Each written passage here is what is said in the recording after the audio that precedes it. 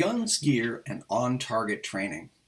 Today we're going to be providing you a 16,000 round update on the M&P 2.0 5-inch 9mm pistol from Smith & Wesson.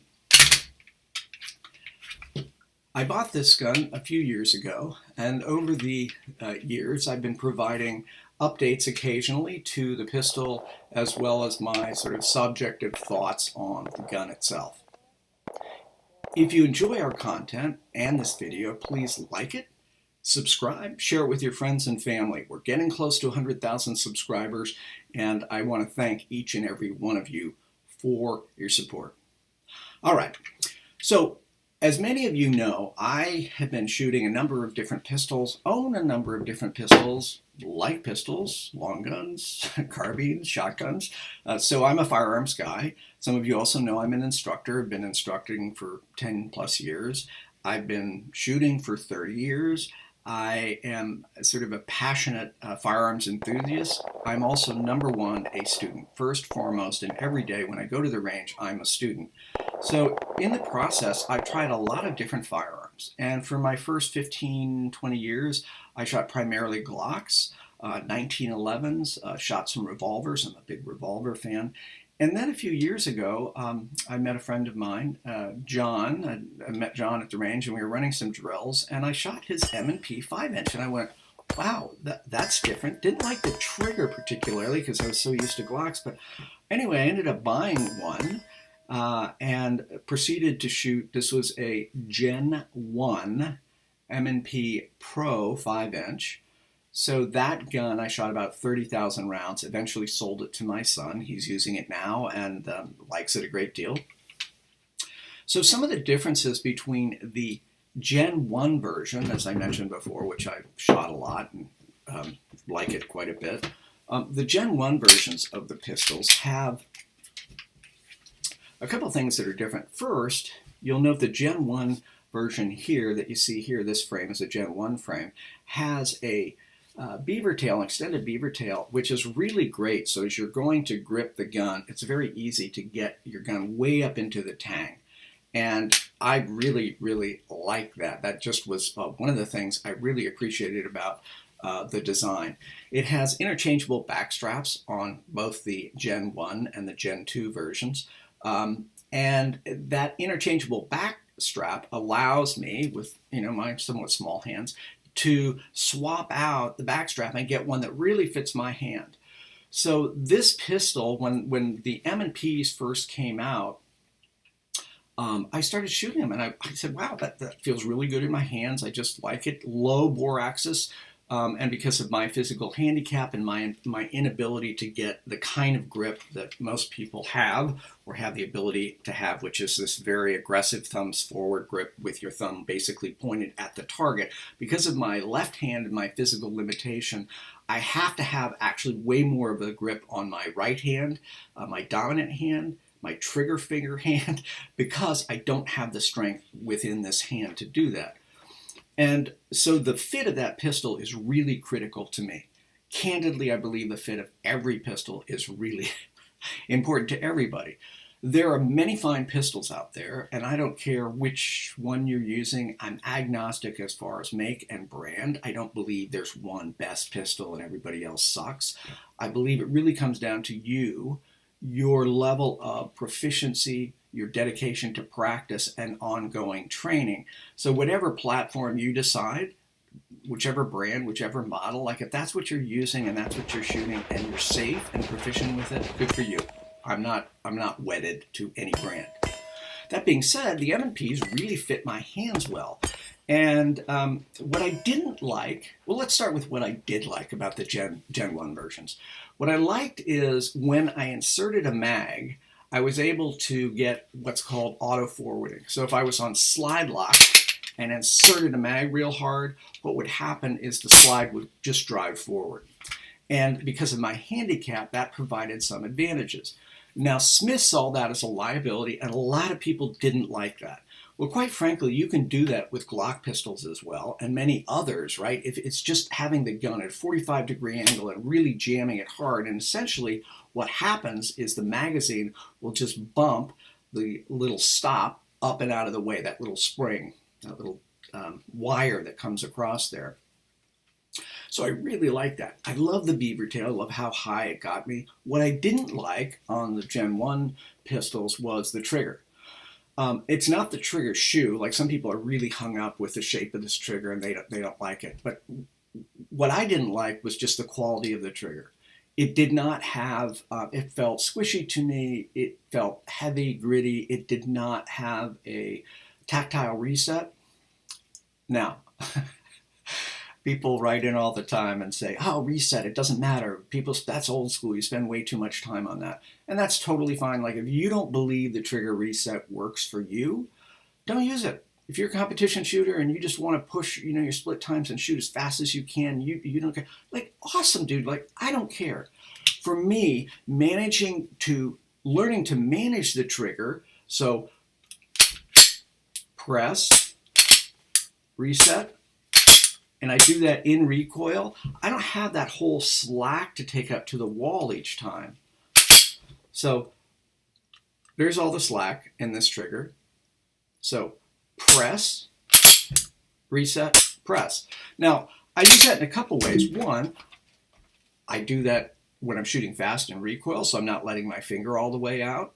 Two, I'm doing it from a precision standpoint. I have to make multiple shots, because if I don't have to take all that slack out each time for distance, like a precise shot, then I'm just up against the wall, and then it's just pressure and that slow press against the wall to break that next shot. So all my triggers have been had some work done. Actually, I've got a couple of stock triggers. But had some work done by BG Gunworks, who's amazing with Smith & Wessons and a lot of other products. Talked about BG Gunworks before. He's in Mason, New Hampshire. Anyway, if you have a Smith & Wesson, you want a trigger job, he's the guy to go to, hands down, in my opinion. You can also put Apex triggers in there. Some people really like that. Doesn't work for me, but if it works for you, fine. So, the new version, this is the gun I just put 16,000 plus rounds through. The new version of the M&P, the 2.0 version, had some differences. And you'll notice this first one right there, this little part that is a stop, so you cannot slam home a magazine and have it auto forward. That was a change in the 2.0 pistols that Smith did, because people didn't like that particular thing that happened on the Gen 1 pistols. Smith also changed the actual rails on the 2.0 pistols, extending the metal part, so the fit of the frame to the slide, there was more surface area in there. And the idea being you've got less flex and technically more accuracy by doing that. On the 2.0, they also eliminated, you'll see up here, the beaver tail. You can see that the length of the beaver tail here, which, quite frankly, in my opinion, I'm sad they did that, because I happen to like the beaver tail. So this, right, and then the 1.0, it's okay. I just prefer it. Again, that's a subjective thing. So what are we seeing with the gun? Well, we are seeing quite a bit of holster wear here along here. We're seeing it at the top of the frame. Some people are like really freaked out about their pistols. You can see it getting a little shiny there. But I keep the inside of the pistol clean. I shoot it. It's a tool. I replace the recoil springs every 10,000 rounds, generally closer to 10,000 rounds. Keep the gun clean and lubed. and they work. So for me, like if you're really afraid of holster wear, that's cool. Like whatever. I don't own any firearms that are not shooters. Every gun I own, I take out and I shoot, and it's a tool. And it sometimes, you know, they get beat up, right? And I don't care.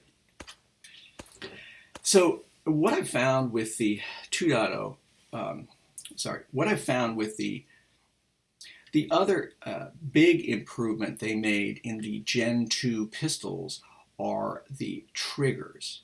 So they come stock with most of the ones that I've got. I've got several M&Ps that I bought that are version 2, and their triggers right out of the box are really quite nice for a stock trigger.